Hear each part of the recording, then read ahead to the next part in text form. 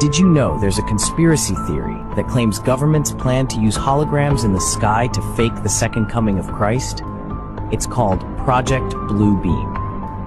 The idea first surfaced in the 1990s when a journalist named Serge Monast published his research claiming NASA and global elites had a plan to stage a massive deception in order to unite the world under a single government.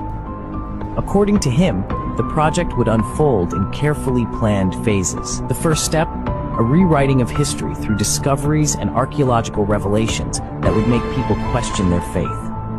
The second, the skies lighting up with massive holograms, not just of one figure, but of many. People in the West might see Jesus, in the East perhaps Buddha, in the Middle East maybe Allah. Different cultures would see their god or prophet all at the same time, projected with advanced technology. Then comes the psychological part, voices projected directly into people's minds through something called V2K, or voice-to-skull technology. Imagine suddenly hearing what you believe is the voice of God, calling you by name. The goal would be to convince people that a savior had arrived, one that would unite all religions and nations into a single world order. Some versions of the theory even suggest it wouldn't stop there. Instead of a messianic figure, the illusion could be an alien invasion, forcing humanity to accept global unity out of fear and survival. Skeptics call it science fiction, but believers point to the rapid rise of hologram technology, satellite projections, and psychological warfare tools as proof that such a plan isn't impossible. Whether real or not, Project Bluebeam taps into one chilling question. If the skies lit up tomorrow with a vision of Christ, or an alien armada, or a voice that sounded divine, how would we know if it was real, or just an illusion? So are you awake or sleeping in the Matrix? See you on the other side, awakened one. We steal 100 to 300,000 children a year just here in this country. And we drain their blood and we mix it with the Passover bread. And then we throw the bodies into the slaughterhouses that we own. And we grind up all the bodies in the sausage and the hamburger. McDonald's is one of our favorite outlets. And the people, they eat it for breakfast, they eat their children for lunch. And, you know, as Jews, you know, we gotta do what we do. The most important thing to remember between you, Pastor Wixom, and me, Rabbi Eddie Finkelstein of New York, that we both have two fathers, and so that's why we look at the world in two different ways. And we know that there's a massive collision that's going to take place between two forces, don't we?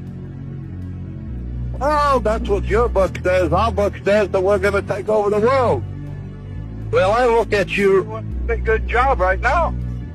Yes, you've done a pretty good job, but you know, there's quite an awakening coming. And my father, who's not your father, my father Yahweh, who isn't your father, of course, your father is talked about by my father in John 8:44, stating that your father was Satan and that you're the descendant of Cain, who was the first murderer. And you know that's true because you teach it in your synagogue. Oh, that's true, but it's not for you going to know. But right now it's too late. It's over for you, white race. So that's why I'm speaking so honestly here, to bring it out into the open so that you can see it for what it is. You've been teaching the people real good, but they don't wake up, do they?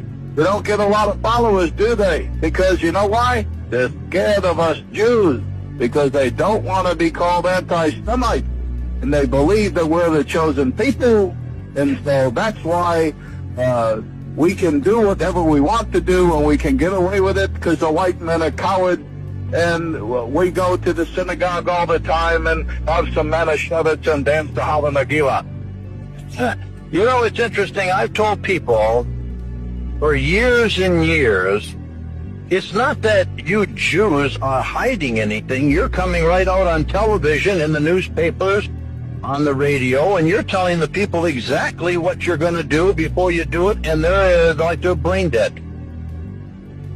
Well, we did a good job with the public school system. We got you to put all of your children in there. You notice that the Jew doesn't put his children in there. They go to the Hebrew Academy, where we teach them the real things, and then they go to the synagogue and they learn the real important things.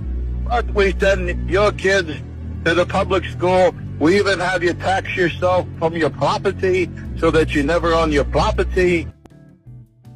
As long as you're playing their game, it doesn't matter who you vote for, who you put in office. They all belong to the other side.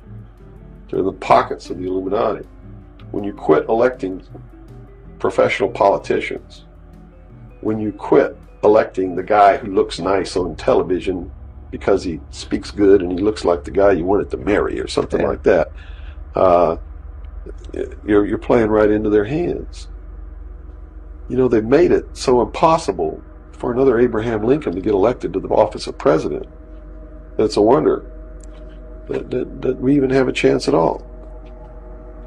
We need to send people to Congress and to government who are going to clean house. Kick all the members of secret societies out of the bureaucracy. Lock them up. Try them for treason. Kick the incumbents out. Send citizens to Washington. They do whatever they have to be approved by the people, but in secret, they're not at all. It's a man who can slap but can also stroke. Well, you have to understand that nobody exists on a high level in government who's opposed to the New World Order. Nobody. Our government has literally been infiltrated, and there's a cancer within our government destroying it, eating it, nibbling away at it, hacking off its limbs. And you said this started in 1945? 1945 was when the overt destruction began to occur, when Truman signed the UN Participation Act and the United Nations Treaty. It actually began long before that, when these secret societies began to infiltrate the government and appoint their members to important posts. Infiltration is easy. If one gets in, he can then appoint and hire others to replace people who are not members below him. So now we've had over almost 50 years of this going on. At least. I believe that it started back probably 1913, 1917, when the Federal Reserve Act was passed, when the Council on Foreign Relations became a reality in this country.